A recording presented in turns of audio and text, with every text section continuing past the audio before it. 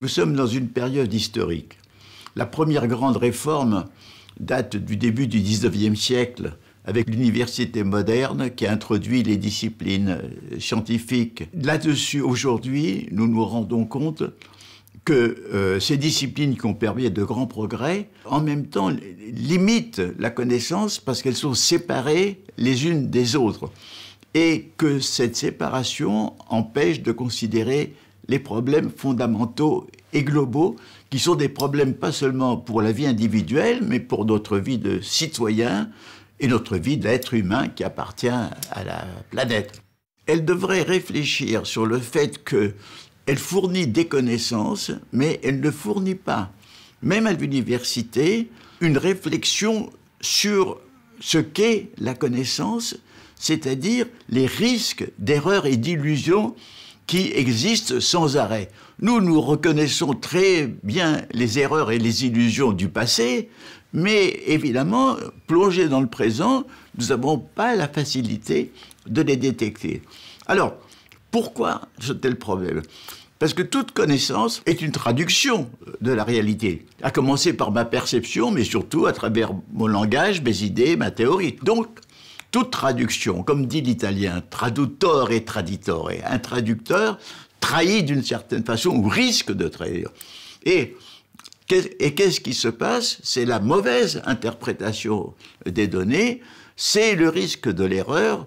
Donc, il faudrait enseigner la vigilance à travers la connaissance et indiquer quel est le chemin pour une connaissance pertinente. Quel est ce chemin? Bien, il faut savoir contextualiser sa connaissance, pas seulement géographiquement, mais historiquement. Il faut savoir l'introduire dans l'ensemble dont elle fait partie. Parce qu'aujourd'hui, la tragédie, c'est que nous avons des experts très bien formés sur une spécialité, mais dès que le problème excède leur spécialité, ils sont désarmés.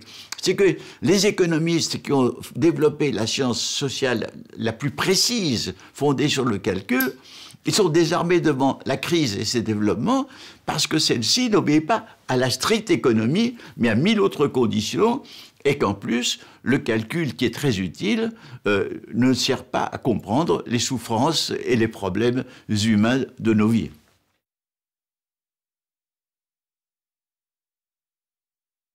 D'abord, il faut apprendre à ce que c'est qu'être humain.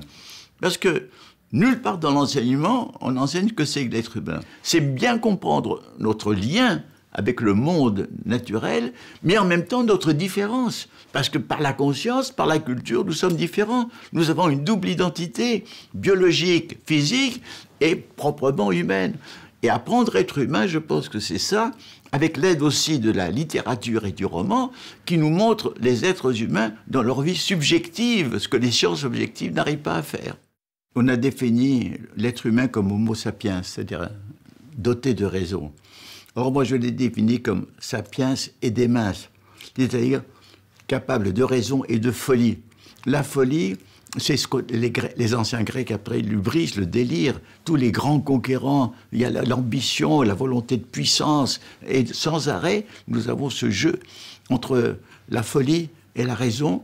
Chaque fois que nous faisons un acte rationnel, nous mobilisons une émotion. Même le mathématicien, il a la passion. Autrement dit, comment marier la rationalité et le sentiment? C'est le grand problème, là aussi, qui doit faire partie de l'éducation. D'autre part, on a défini l'humain par homo faber, c'est-à-dire qui fait des outils. Or, dès la préhistoire, dès Néandertal, on voit qu'il n'y a pas seulement le développement des outils, il y a ce qu'on peut appeler les mythologies et les religions. Et ce sont les deux aspects de l'être humain. Il n'est pas uniquement un technicien matériel, il a toute une vie spirituelle, mythologique, extraordinaire. Et ensuite, on a dit homo economicus, l'homme qui se définit par son intérêt personnel. C'est vrai de plus en plus dans notre civilisation, mais il y a toute une part d'activité qui, même dans notre civilisation, est gratuite. Il y a ce qu'on peut appeler l'homo ludens, l'homme du jeu. Nous aimons jouer, pas seulement des jeux de hasard, nous aimons jouer à différentes choses pour le plaisir. Et ce sont des activités tout à fait désintéressées, et parfois même qui nous font perdre le sens de notre intérêt.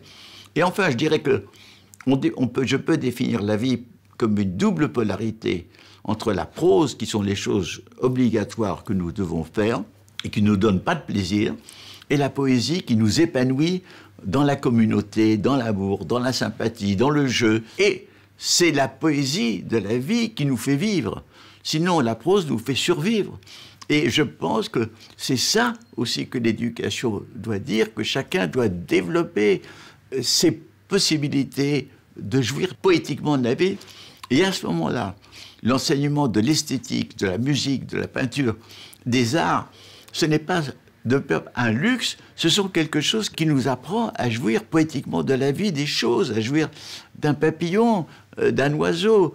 Arracher l'éducation à des fonctions de plus en plus productivistes, mercantiles, professionnelles, pour revenir à ce que je vous disais à la phrase de Jean-Jacques Rousseau, apprendre à vivre, c'est apprendre aussi à vivre poétiquement.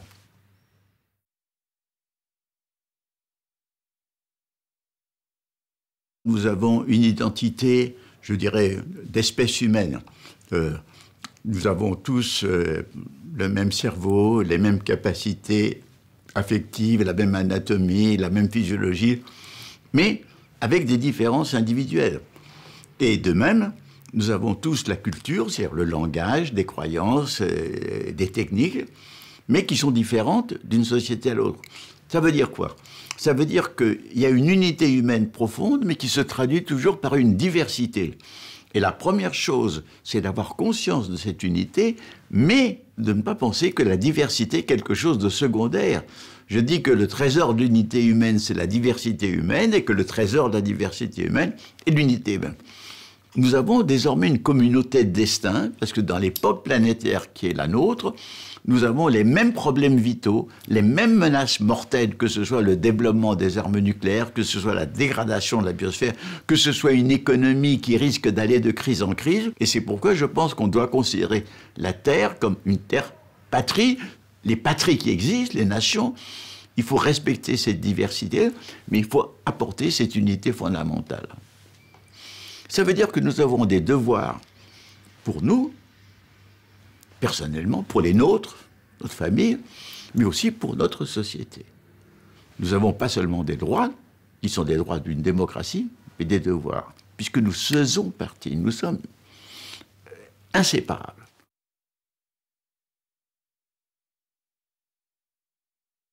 Désormais, nous savons que l'avenir est incertain, pas seulement pour chaque individu, mais pour la planète. Et nous savons que cette incertitude crée de l'angoisse et de la peur. Je pense que ce qui est très important, c'est que les sciences, la microphysique, la cosmologie, la science de l'univers, même aujourd'hui la physique du chaos, nous enseignent que toutes nos connaissances comportent des incertitudes. Et nous savons aussi que l'évolution biologique n'est pas une chose linéaire, et elle a connu des catastrophes, des cataclysmes, des recommencements. Et quant à l'histoire humaine, c'est le bruit et la fureur dont parle Shakespeare. Donc, déjà, nous savons que tout était incertain, mais nous l'avions oublié. Mais qu'est-ce qui est important pour affronter l'incertitude? C'est d'abord la conscience que le présent n'est pas immobile, ce que beaucoup de gens, par paresse, finissent par croire. Et puis arrivent les éruptions. D'être, je dirais, une première maxime, c'est « attends-toi à l'inattendu ». La deuxième chose, c'est de concevoir que toutes les décisions que nous pouvons prendre, aussi bien personnellement que politiquement, sont des paris. C'est-à-dire que nous ne sommes pas sûrs qu'elles vont réussir.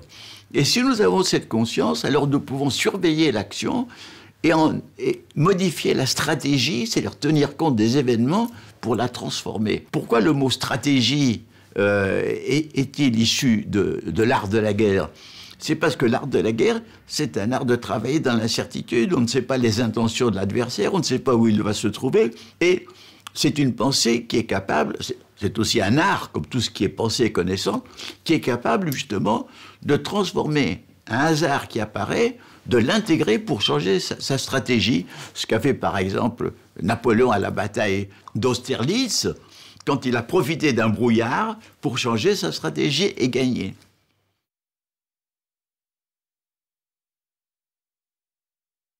le grand problème de la compréhension humaine est à deux niveaux.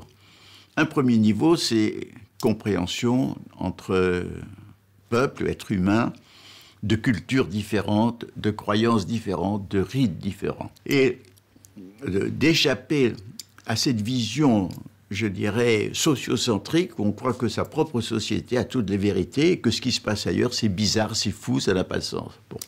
Ça, c'est une chose importante. Il y a tout un problème, disons, qu'on a appelé dialogue des cultures, et qui, dans le fond, doit se traiter par une communication de plus en plus grande. Mais il y a une nouvelle source d'incompréhension. C'est l'égocentrisme individualiste. On pense qu'on a toujours raison soi, que les autres ont toujours tort, on ne s'examine pas soi-même. Et la tragédie, c'est de voir que dans des familles, il y a des incompréhensions entre époux, qui aboutissent au divorce, des incompréhensions entre parents et enfants, enfants et parents. Donc, il y a une incompréhension qui s'aggrave. Et donc, pour traiter ceci, l'enseignement doit enseigner à s'auto-observer, à s'auto-critiquer, à être capable de voir que chacun porte en soi ce que les Anglais appellent la self-deception, le mensonge à soi-même. Et il y a ce principe de complexité qui est capital. Quand nous ne comprenons pas autrui, c'est que nous le réduisons à un aspect seulement de sa personne qui est le plus détestable. Or, le philosophe Hegel a dit, si j'appelle criminel une personne qui a fait un crime dans sa vie, j'oublie tous les autres aspects de sa personnalité, de sa vie, pour ne retenir que celui-là. Nous devons être complexes, de voir la multiplicité d'aspects d'autrui, ne pas voir que ces côtés que nous n'aimons pas, mais voir ces autres côtés. Il y a toute une éducation à la bienveillance, en quelque sorte, qui est très importante, et je pense que ça, c'est un rôle fondamental de l'enseignement.